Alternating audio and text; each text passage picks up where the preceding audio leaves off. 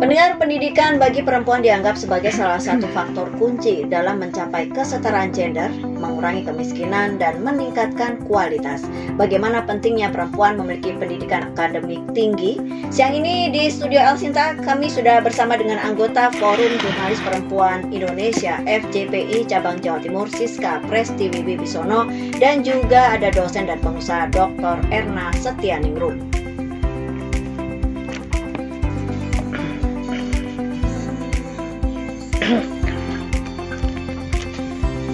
Selamat siang Mbak Siska, Bu Erna. Iya, selamat siang Mbak Yuyu. Waduh, ini bulan Desember tuh bulan penuh dengan warna perempuan. Iya.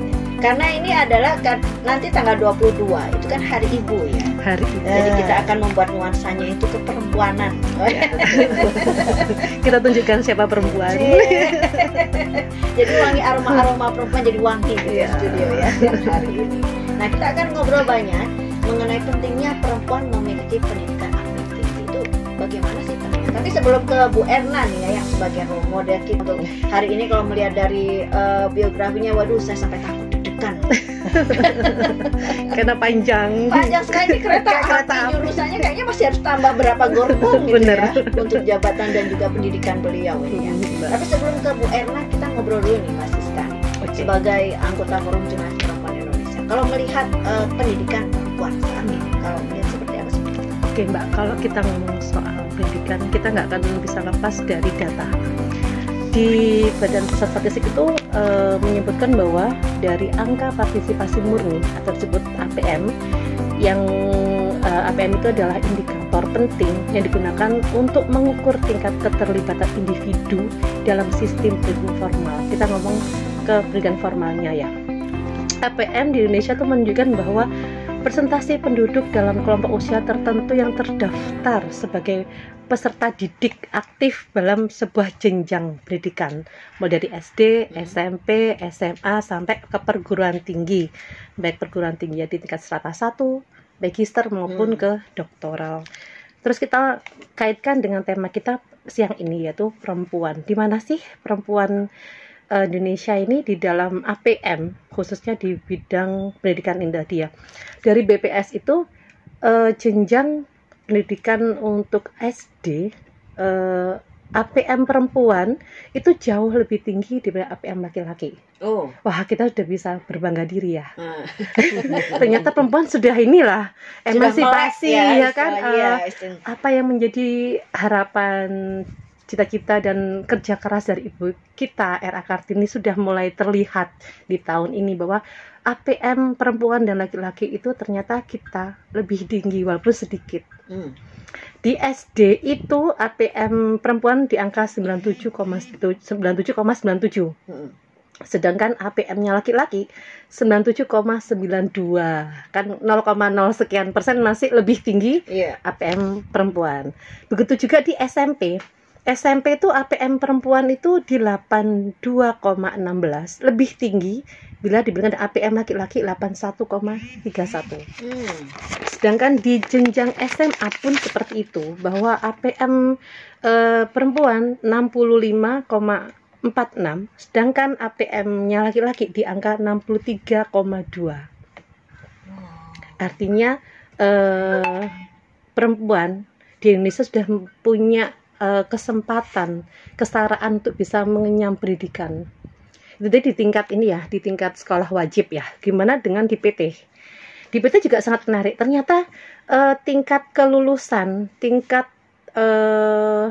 perempuan Indonesia yang sudah menyandang gelar sarjana, itu juga APM-nya tinggi daripada laki-laki. Di perempuan APM-nya angka 24,14%, sementara di laki-laki APM 19,43%. Ini jauh di bawah padahal ya. Jauh daripada yang 24 sama 19. Benar, daripada kalau yang pendidikan wajib ya, SD, SMP, SMA itu masih 0,0 lah. Tapi kalau sudah ke PT, laki perempuan lebih unggul. Itu sudah terjadi sejak 2015. Sampai sekarang, jadi artinya 9 tahun itu APM perempuan sudah mengungguli APM laki-laki. Artinya ini memang kita sebagai kaum perempuan juga cukup berbangga. Artinya perjuangan para aktivis perempuan, perjuangan dari Ibu R.A. Kartini untuk mengangkat harkat derajat kaum perempuan sudah dari sisi cukup berhasil sampai sisi pendidikan, ini. sisi pendidikan formal. Tapi angka-angka menggembirakan ini juga ada lagi masih PR bagi kaum aktivis perempuan untuk bisa meningkatkan. Ternyata di jumlah lulusan magister ilmu untuk S2 ya, magister ilmu apapun ya disebut ilmunya, itu dari jumlah enggak gender lagi, ini ngomongnya global. Dari jumlah penduduk Indonesia yang 291 itu nggak sampai 3% Mbak yang lulusan S2. Nggak sampai 3%? Ya, dari jumlah penduduk. Kalau kita menilik lagi dari kedokteran S3-nya, apalagi ya? Nggak sampai 1%. Oh, masih jauh sekali berarti. Artinya ini menjadi PR kan, bagaimana juga indeks kualitas pembangunan manusia itu juga salah satu indikatornya pendidikan. Pendidikan formal. Ya kan, semakin tinggi pendidikan formal, maka orang kan semakin bijak, arif, semakin lebih punya kualitas gitu kan. Itu yang menjadi PR ya. Masih bagi kami para praktisi komunikasi juga berharap sih bahwa indeks pembangunan manusia dari sisi pendidikan formal itu bisa lebih naik lagi dibandingkan kalau kita ngomong ke tetangga sebelah, wah kita masih malu, masih jauh di bawah mereka. Padahal kalau ngomong soal biaya, nggak bisa S2, nggak bisa S3 karena keterbatasan biaya. Itu nggak jadi alasan. Banyak toh scholarship, banyak beasiswa dari pemerintah, dari luar negeri kalau kita mau berusaha. Seperti itu sih Mbak kalau dari saya. Bangga, tapi masih ada PR gitu yang harus kita tetap ya. Meskipun presentasinya melihat tadi sudah cukup menggembirakan, tapi ternyata di akademik yang mulai dari magister, doktoral itu masih jauh banget dari jumlah penduduk kita. Dan kemudian di pemerintahan pun, misalnya di legislasi, di DPR, dan itu masih jauh loh. Ya, kalau ngomong soal legislasi itu kan ada aturan pemerintah ya, bahwa keterlibatan perempuan itu 30%. Betul, harusnya. Tapi kenyataannya di Pileg 2019 sama yang 2024 kemarin itu, kalau 2019 itu keterwakilan perempuan itu 19% angkanya. Masih jauh. Yang 2020 ini baru 22%. Kenapa saya hafal? Karena waktu kemarin alhamdulillah saya diundang KPU Provinsi Jawa Timur untuk menjadi salah satu narasumber di sosialisasi pemilih perempuan khususnya untuk membedah atau meningkatkan partisipasi perempuan dalam politik. Dan angka-angka itu masih jauh gitu. Padahal kalau ada keterwakilan perempuan dalam legislatif dan pemerintah, harapan kita apa sih?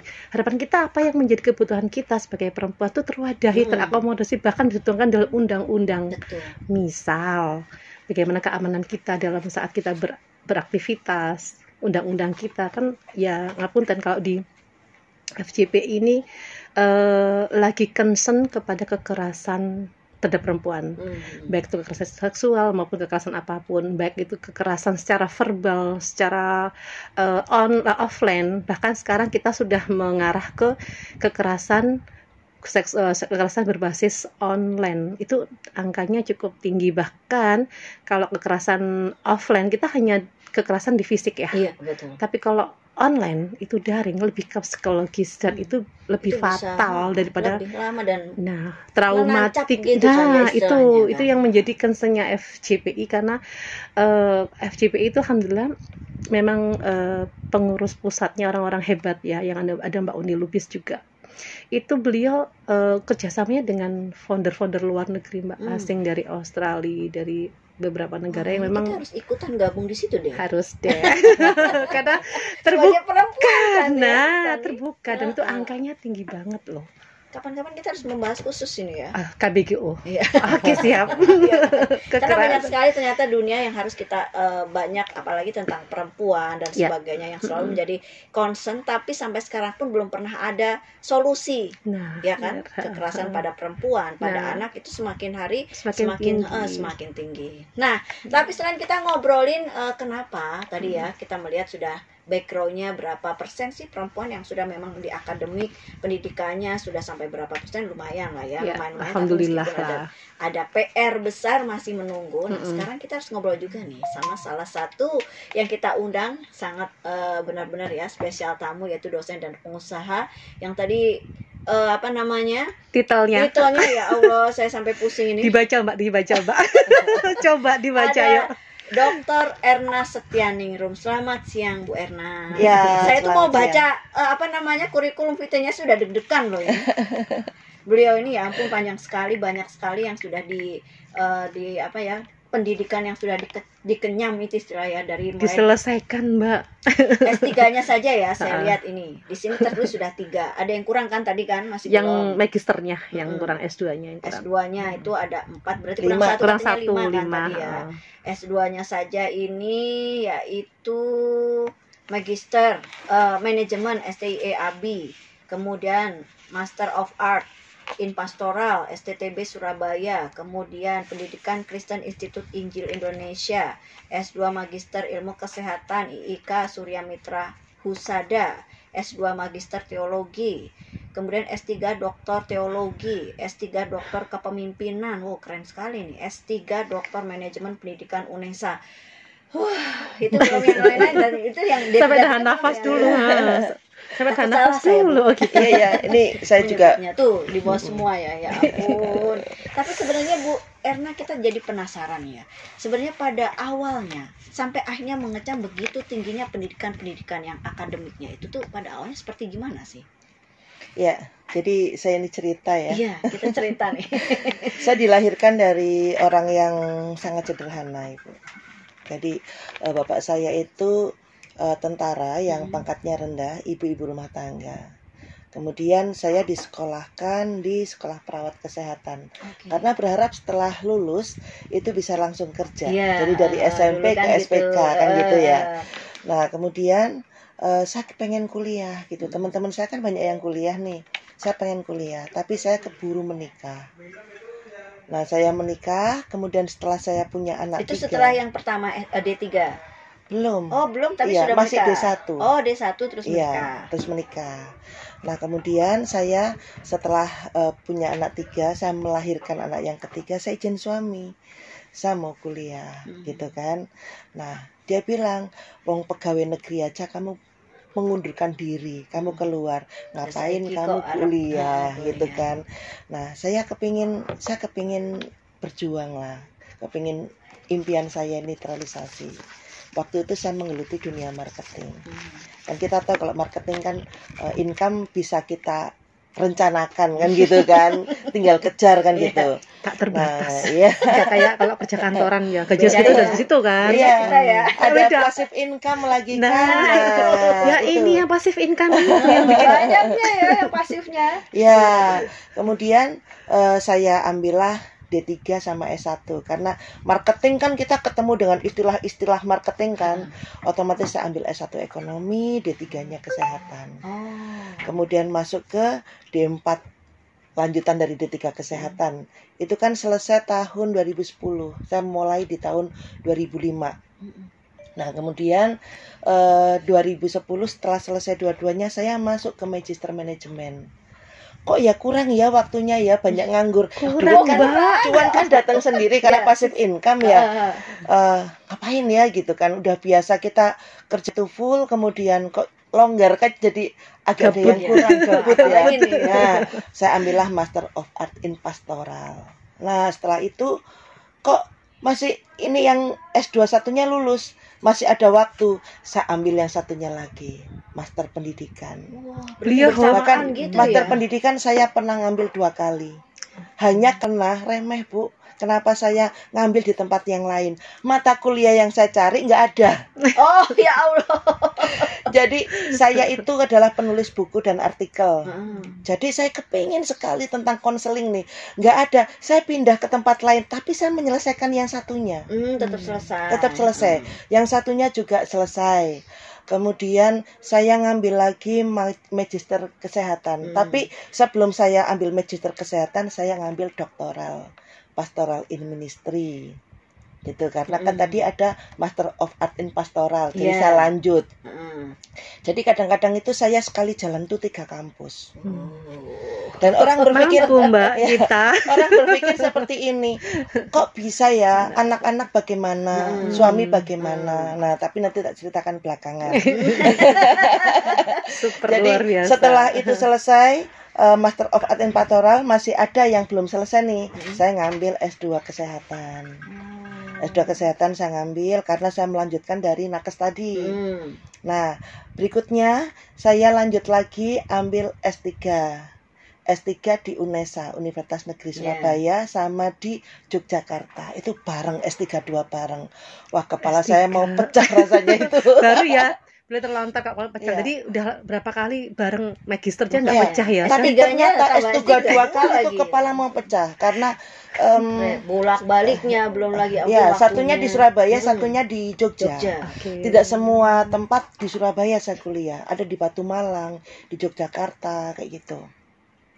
Kemudian sempat aja ada juga yang di Semarang. Nah, jadi beberapa itu mondar-mandir gitulah intinya. Terus kemudian waktu S3 yang kedua saya selesaikan S3 yang pertama dulu sama S2 itu barengan. Ternyata itu tesis sama disertasinya bareng, wisudanya hampir bareng, selisih 2 bulan. Itu saya berat sekali, Bu. Saya opnam 1 tahun 3 kali. Kebayang.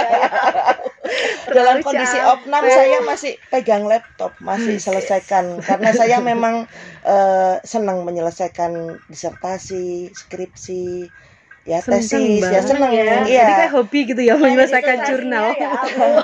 Jadi pada waktu saya menyelesaikan, kemudian saya diwisuda, itu luar biasa rasanya. Dan saya kuliah tidak ada yang online loh. Wih, Semuanya offline loh. Iya, Semuanya luring, gak ada yang daring kan? Sekarang trennya Iya, daring daring, soalnya daring, karena ya, satu minggu itu full kuliah. Bahkan ada yang di Semarang itu berangkat pagi pulang Kamis sore. Berangkat pagi pulang Kamis sore setiap minggu.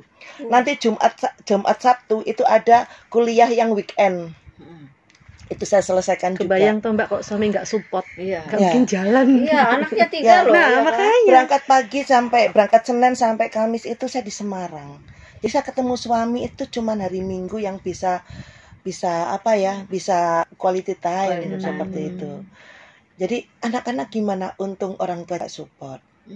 Jadi orang tua membantu untuk menyiapkan keperluan mereka manakala saya nggak ada. Tapi manakala saya ada, saya tetap melayani anak-anak, ya. Dan kenapa suami kok support banget? Padahal saya juga dari 13 kali kuliah itu yang dapat beasiswa itu cuma 1. Yang mana itu? Yang MKes dibiayai oleh waktu itu masih IIK Strada Indonesia. Saya terima kasih. Sekarang sudah jadi Universitas Strada Indonesia. Nah, yang satunya itu bayar separuh sih karena merekomendasikan teman-teman kayak gitu ada. Tapi tetap kan mahal, apalagi untuk biaya S3. S3 saya percaya. Satu contohnya ada sebelahnya tuh. Iya. Makanya saya ngap coba ini persiapan S3. dulu. Iya. Karena saat itu passive income saya itu belasan juta, Bu. Mbak, pasif income segitu. Waktu lo itu loh ya, itu Ya. gede banget loh itu Ya, segitu. paling jelek di angka 8 juta. Jadi kalau semisal untuk UMR biaya lewat kuliah itu sudah tinggal lama. transfer aja gitu kan. Makanya beliau bingung bawa uang kemana. Ada saya kasih Dibuang. rekening ya. Kayaknya harus transfer rekening ke Iya, beliau.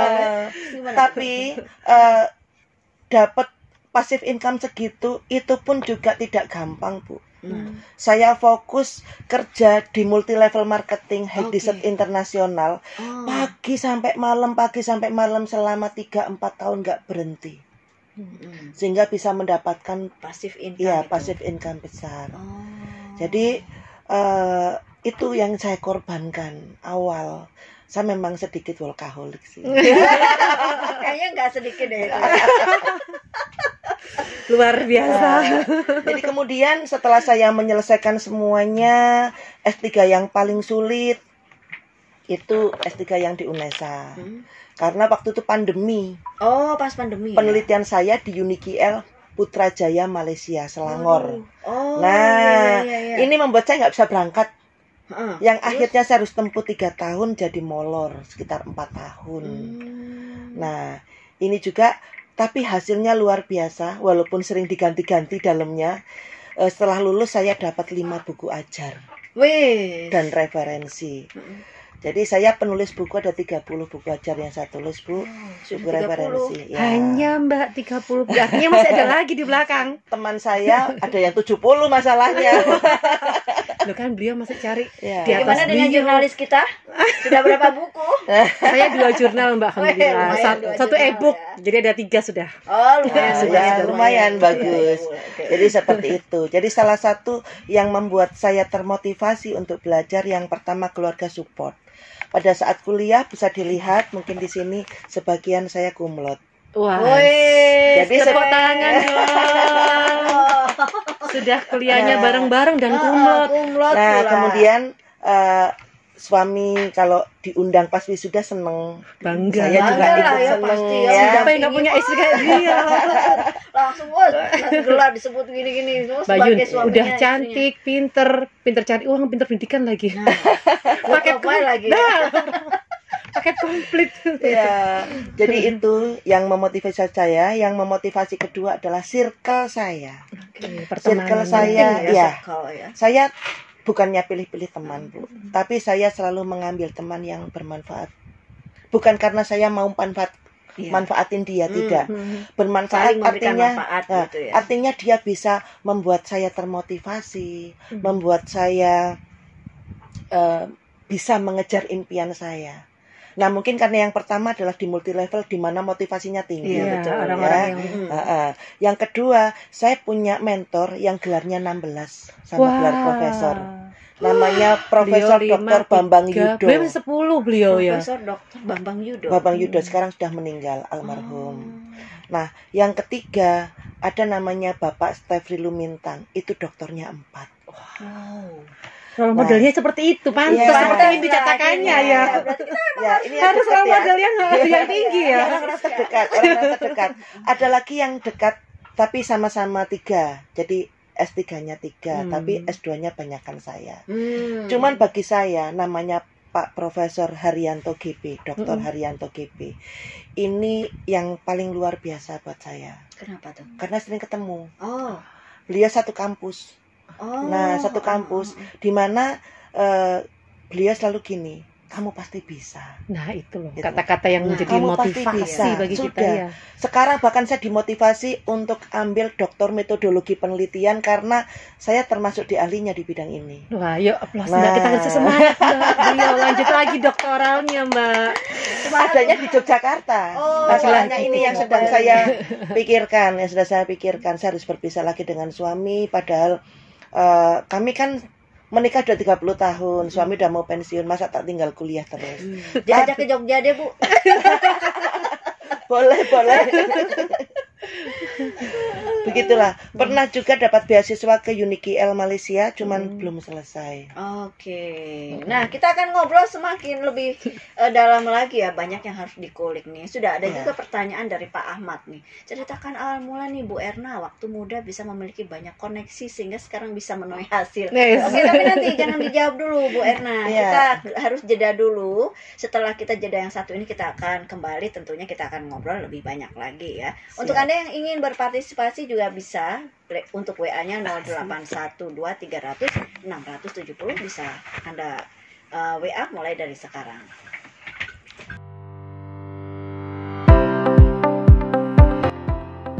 Ya pendengar, terima kasih Anda masih bersama kami dalam El Sinta Surabaya News and Talk edisi siang spesial untuk tamu spesial. Siang hari ini yang hadir di studio El Sinta Surabaya adalah anggota Forum Jurnalis Perempuan Indonesia Cabang Jawa Timur Siska Prestiwi Wibisono dan juga dosen yang juga pengusaha Dr. Erna Setianingrum. Nah ini Bu Erna ada juga yang menanyakan nih dari Pak Ahmad. Ceritakan awal mula Bu Erna waktu muda bagaimana bisa memiliki banyak koneksi sehingga sekarang bisa menuai hasil nih Bu. Nah mungkin ini bisa diceritakan nih Bu. Iya, sebetulnya tadi udah diceritakan juga sih sebetulnya ya awalnya. Tapi saya punya koneksi setelah saya keluar dari kota. Saya anggap zona pegawai- nyaman. Zona saya anggap nyaman, tempat ya. kerja saya yang dulu ya, walaupun itu merupakan zona nyaman dan impian bagi seluruh orang di masyarakat di Indonesia ya, Menjadi pegawai ASN. negeri. Saya keluar dari situ. Jadi disitulah saya mulai memperkenalkan diri, branding, menjadi seorang marketing. Walaupun dari rumah ke rumah, tapi lama-lama kita akan bertemu dengan banyak orang penting. Ya, itu yang menjadi saya lebih percaya diri kalau menghadapi orang. Oh gitu ya. Awalnya di situ. Awalnya mereka merasakan produknya dan mereka menjadi teman, bahkan menjadi sahabat seperti itu. Nah, kalau yang teman-teman penting sekarang ya saya dapatkan pada saat saya kuliah. Setiap kali saya kuliah saya bertemu dengan orang baru. Orang Iya. Dan disitulah itu adalah harta karun menurut saya. Harta Bukan karun. untuk diprospek, bukan, tapi untuk menjadi sahabat, teman seperjuangan, sehingga dengan sendirinya pada saat kita ngambil S2, S3, khususnya itu ya, S2, S3, itu kita ketemu dengan orang-orang hebat. Bahkan di S3 itu rata-rata adalah pemimpin yang kita temui. Direktur rumah sakit, direktur Kepala dinas. poliklinik, iya kepala dinas, bahkan mereka yang bekerja di kementerian itu pun jadi teman kita. Nah, 3 kali kuliah di program doktor, otomatis dengan sendirinya saya menemukan banyak sekali teman gitu loh, dan bisa terafiliasi sampai hari ini. Bahkan saya sempat kemarin itu diminta menjadi seorang semacam marketing lah, saya anggap marketing lah yang paling sederhana kalimatnya. Itu untuk UNIQL dan beberapa kampus di Malaysia. Wow, keren sekali. Sudah nggak kelas nasional, Mbak. Kelas internasional sudah beliau dilirik. Iya, jadi mereka meminta saya untuk menjadi bagian dari timnya mereka. Ya bagi saya selama saya tidak meninggalkan rasa cinta saya ke Indonesia, bagi saya nggak masalah. Dengan cara apa? Saya nggak ke Malaysia terus-terusan, Bu. Justru pelayanan saya banyak di daerah, di pelosok-pelosok. Jadi itu yang membuat saya juga dikenal oleh orang-orang di daerah. Iya. Karena saya cari mahasiswa yang kadang-kadang, Bu, mohon maaf, saya biayai kuliahnya. Itu membuat gubernur NTT, kepala dinas NTT ya, bahkan 50% bupati itu kenal saya semuanya. Wih, keren. Karena saya berjuang di Sering, sana ke 1 bulan, daerah-daerah. 1 tahun 3 kali 4 kali saya ke sana, dan di sana sebulan. Keliling, Mbak, dari 18 tahun kota ya, Bu? Pelosok-pelosok 18 ya ke dinas NTT itu. di NTT ya, 18 hampir kota. semuanya. Cuman memang ada yang akrab, ada yang tidak akrab untuk kepala daerah, tapi ada yang akrab sekali. Jadi yang akrab sekali ini orang baik yang memperkenalkan saya ke banyak orang. Bahkan ada beberapa yang nawarin tempat tinggal, nawarin tanah gratis. asal mau tinggal di sana, bangun iya, kampus. iya. Tapi kemungkinan besar ya, insya Allah ini kan bapaknya jadi. Nah, maka mungkin saya sudah diminta Realisasi sama ya. dia untuk bikin klinik di Kepulauan Alor, sama bikin kampus di perbatasan Timor Leste. Dekat Alor juga atau yang dekat Kupang? Oh, kalau Timor Leste dekat Kupang, Oh, beda yang Kupang. pulau. Iya. Iya, di Kepulauan Alor itu bupati yang lama. Hmm. Itu memang kepengennya dia punya klinik. Gitu. Hmm. Saya bantu, Bu. Jadi saya kalau bantu ini nggak gini. Berapa yang ditawarkan ke saya? Tidak. Saya dapat berapa nih? Biasanya kan Enggak. gitu ya. Saya berikan aja semuanya. Saya kira kalau Tuhan berkati, pastilah saya dapat. Tapi Iya. kalau Tuhan memang tidak berkenan, saya pasti akan dapat dari yang lain, Betul. toh, gitu loh. Rezeki yang sini tutup pasti akan terbuka. Terbuka Iya. dari jalan lain. Jadi kita lakukan apa aja yang kita bisa, tanpa kita berpikir kita akan dapat, gitu. Kita akan dapat berkat. Saya nggak pernah mikir kayak gitu dari dulu. Walaupun kadang-kadang saya hitung belasan anak harus saya kuliahkan nih, gratis semua dari saya gitu ya. Saya support, ada yang S1, ada yang S2 gitu kan, jumlahnya besar. Tapi saya nggak mikir, bukannya saya kaya, enggak. Tapi saya mikir bahwa mereka lebih berarti nanti di daerah. Nah, ini yang membuat koneksi saya semakin banyak, karena banyak orang yang ternyata tertarik dengan saya, dengan apa yang saya lakukan, seperti itu. Luar biasa ya. Ini benar-benar inspirasi ya bagi banyak orang pastinya ya. Makanya sampai dikenal banyak orang ya Mbak Siska ya. Nggak hanya terkenal di Indonesia, bahkan di luar negeri Iya. dilirik. Oh, semuanya sudah melirik loh. Kita dilirik sih, kita saling melirik dulu Mbak Iya.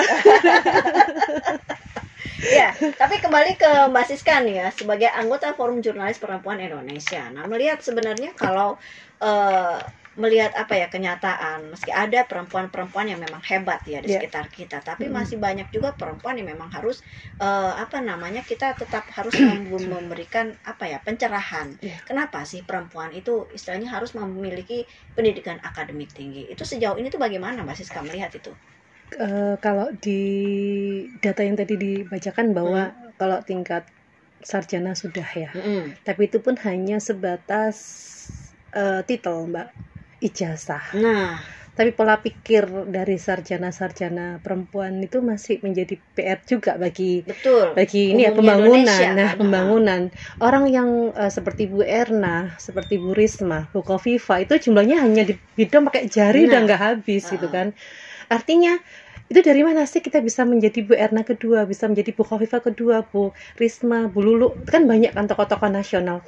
Ya dari diri kita sendiri Mbak. Jadi kemarin waktu saya mengisi sosialisasi itu ada pertanyaan bagus dari salah satu peserta. Dia bilang gini, partai itu misal dia nyebut salah satu tokoh legislatif, selalu itu terus yang dipertahankan oleh sebuah parpol. Saya bilang bukan itu terus yang diperjuangkan oleh sebuah parpol, tapi ada nggak sih penggantinya ibu itu? Kalau ibu itu ada, otomatis parpol akan merangkul siapa-siapa yang berkualitas. Jadi kita bukan ngomong tentang siapa, tapi apa yang diberikan oleh orang itu kan. Saya yakin kayak tadi Bu Erna, kalau kita udah punya kualitas, siapapun pasti akan melirik kan. Itu jadi kuncinya kita sendiri, ayo kita buka mindset kita buka diri kita untuk kita mengupgrade diri. Kalau memang tidak bisa dengan pendidikan formal, informal bisa, tapi untuk saat ini itu lebih lebar saat kita punya pendidikan formal tinggi. Tadi seperti Bu Erna bilang bahwa begitu beliau masuk S2, S3, koneksinya semakin luas dan orang-orang atas, golongan-golongan elit yang punya power gitu untuk mewadahi ide-ide kita untuk membangun bangsa ini sih Mbak. Iya kan? Ya, meskipun istilahnya banyak hal ya yang bisa kita lakukan ya untuk menjadi orang yang berguna atau bermanfaat bagi orang lain. Nah, tapi Bu Erna kan istilahnya menyekolahkan banyak anak juga ya Bu. Itu ada tidak sih cara misalnya ya, ada beberapa anak-anak tersebut yang sebenarnya perlu saat meyakinkan bahwa mereka harus pendidikannya tinggi, itu ada tidak sih yang mereka sebenarnya tidak mau, nggak mau Bu, saya nggak punya duit, saya cuman biarin lah, saya udah sampai di sini aja, pendidikannya cukup, orang perempuan ini misalnya kayak gitu juga. Itu kan selama ini perempuan jadi kocowing kayak itu. Benar ya, kayak kan? gitu kan perempuan jadi Indonesia. Istri cukup gitu. Nanti ke dapur-dapur juga. Nah, gitu kan, itu gimana Bu? Ya. Mengubah mindset ya Mbak intinya. Jadi belasan anak-anak saya ini adalah anak yang dari luar pulau. Dan mereka kebanyakan dari tempat yang sulit dijangkau. Di pelosok. Biasanya teman-teman yang ada di pelosok itu cerita, kami ada pulau, misalkan satu contoh ya, ada di daerah Pulau Usu. Pulau Usu itu di daerah Pulau Rote, Kepulauan Rote. Itu saya harus masuk ke Usu itu, harus ke Rote dulu nih, dari Kupang ke Rote. Kupang ke Rote naik pesawat Mbak, pesawat kecil itu ya. Pesawat baling-baling. Kemudian setelah itu saya naik kapal ke Pulau Usu. Itu berapa jam Bu? Enggak sampai 3 jam. Enggak sampai 3 jam. Itu yang Pelni atau yang gerobak itu apa? Iya, perahu kecil. Perahu kecil. Kemudian setelah itu saya harus jalan kaki sekitar 1,5 jam. Karena pulaunya itu no akses. Jadi harus jalan kaki. Maaf ya, masih primitif. Ada 120, 130 orang di sana. Kakak. Kemudian saya di sana pengennya ini mempermudah nakes yang bertugas di sana. Saya bilang harus ada satu orang yang dari sana untuk kuliah kesehatan, supaya nanti setelah selesai kuliah saya kembalikan lagi ke sana, dan saya sanggup membiayai. Saya ambillah mereka satu, kemudian ke Pulau Semau. sama perjalanan dari Kupang ke Pulau Semo itu sekitar mungkin 40 menit, 30-40 menit. Masih perjalanan lagi tuh. Nah, nanti di sana saya ketemu sama teman yang sama tapi sekarang udah jadi kadin. Kadin ya. Oke. Ada nih di sini 2 gitu. Oke, saya ambil. Kelak saya kembalikan lagi. Ada juga di Pulau Ampoang, perbatasan Timor Leste. Ada yang dari Kalimantan juga, dari Sulawesi. Nah, biasanya kalau yang dari situ, karena saya nggak datang, itu dari kampus. Kampus kami ini ratusan mahasiswanya, dan itu gratis semua. Dia menawarkan, Bu, Ibu mau nggak? Ini ada beberapa anak dari sini. Posisinya ada yang yatim piatu, ada yang yatim, ada yang masih punya orang tua tapi sangat tidak punya. Oke. Berapa orang saya gitu, saya hitung, saya kalkulasi. Oh masuk, oke Bu, siap gitu.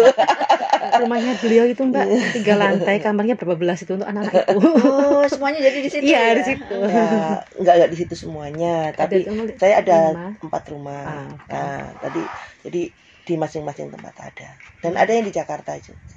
Iya, luar biasa. Ya, baik. Nah, tapi kita juga sayang sekali waktu kita itu hampir 1 jam tidak terasa juga. Oh iya. Cuma saja ya kita karena kan ngobrolnya juga ini ya. Menarik ya temanya. Jadi sebenarnya masih banyak yang perlu kita kulik juga. Tapi mungkin kita akan membuat satu lain waktu kita akan ngobrol lagi. Semoga sih ada waktu ya. Ibu kan selalu mobile ya. Iya, beliaunya ini. Saya mobilenya di komunitas Bu. Jadi satu hal lagi sedikit setengah menit ya. Saya punya komunitas kain dan kebaya Indonesia. Ada di 40 kota. Nah, di kita 5 juga provinsi. belum ngobrol juga ya, tentang ini. Ada berapa negara itu Bu? Ada di beberapa negara. Dan jumlah pesertanya 2.000 orang. Banyak sekali. Nah, kebetulan saya founder dan saya juga ketua umum. Jadi dari situ pula saya akhirnya dapat banyak koneksi juga. Karena gitu loh. Jadi banyak hal Mbak, yang gitu kita loh. bisa bikin, kita jadi banyak koneksi, saling membantu. Seperti itu. Dan saya yakin sih kalau komunitas kain dan kebaya Indonesia itu cocok dengan ini karena apa? Kami semua perempuan. Iya. Makanya kan bukan perempuan biasa. Nah. Ya. Keren. Baik, Bu, mungkin sebagai closing statement juga ya, Mbak Siska dan juga Bu Erna, mungkin ada yang ingin disampaikan kepada perempuan, kepada pendengar El Sinta semuanya, agar ini bisa menjadi satu pencerahan juga ya untuk kita semua. Mungkin Mbak Siska dulu nih. Oke, iya. Bagi siapapun nanti yang mendengarkan ini, bahwa perempuan itu luar biasa. Kita diciptakan dengan segala kelebihan, maka jadilah dirimu menjadi versi terbaik yang bisa kamu berikan untuk masyarakat, untuk keluarga, untuk dirimu sendiri di dalam kehidupan ini. Karena hidupnya sekali, jadi lakukan yang terbaik. Oke, Bu Erna. Perempuan adalah seorang yang diciptakan Tuhan, itu multi talent, dimana bisa mengerjakan banyak hal dalam satu waktu. Dan perempuan secara alami bisa memanage waktunya, memanage uangnya, memanage tenaganya dengan sangat baik. Jadi kalau dia tidak melakukan apa-apa, itu sangat merugi. Maka dari itu, apabila sudah memegang sesuatu yang sudah layak untuk menjadikan dia menjadi wanita karir atau wanita hebat, pupuk itu terus, lakukan itu terus, jangan berhenti apapun yang terjadi. Ya, baik, semoga ini menjadi satu pencerahan dan juga masukan ya untuk kita semua dan juga pendengar El Sinta, khususnya ini untuk perempuan-perempuan, jadi biar semuanya memiliki semangat ya, jangan sampai lah kita istilahnya kita harus tetap stagnan di titik tertentu. Mbak Siska ini sudah mulai dia kan. Ya karena terinfus dari Bu Erna, kan role model beliau. Nya deket-deket terus biar ketularan. Saya juga mau dekatan terus biar ketularan juga ya, baiknya ya. Baik, terima kasih sebelumnya juga ya untuk Bu Erna dan juga Mbak Siska sudah bersedia meluangkan waktu bersama ngobrol di El Sinta siang hari ini. Semoga nanti kapan-kapan kita juga memiliki waktu lagi untuk membahas tema-tema yang lain tentunya ya. Ya. Bu Erna ini yang susah ya, kita akan coba nanti jarwakan sama Mbak Siska juga. Terima kasih Bu Erna, sehat selalu. Mbak Juju. Terima kasih Mbak Siska. Terima kasih sama-sama.